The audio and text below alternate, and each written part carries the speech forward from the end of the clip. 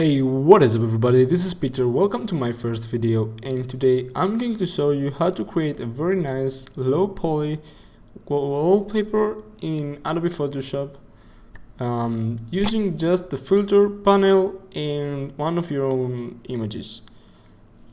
So let's get to it.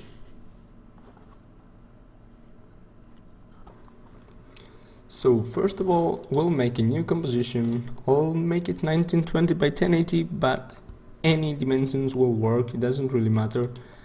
And then I'll drag and drop my image inside. This can be an image of your own, it can be a stock photo, it doesn't matter either.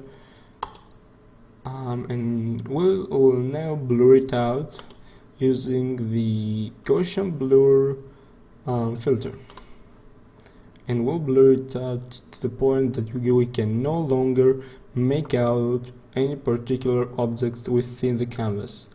Think at about 150, 160, depending on the image, it will work. And final step, we'll go to filter, pixelate, and then crystallize.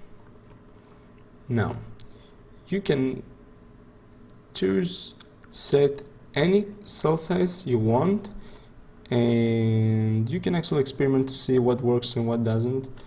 I'll set it to 78 and I think it's looking pretty good. We have as you can see a very nice result very quickly using the filter panel in Adobe Photoshop, and you can now use it as a backdrop for your projects or as a wallpaper for your screen or in anything you like. And that's it. Hope you liked it. Make sure to subscribe for more videos like this, like if you liked it, and share it with your designer friends that would also be interested in making something like that very quickly. Thank you for watching and goodbye.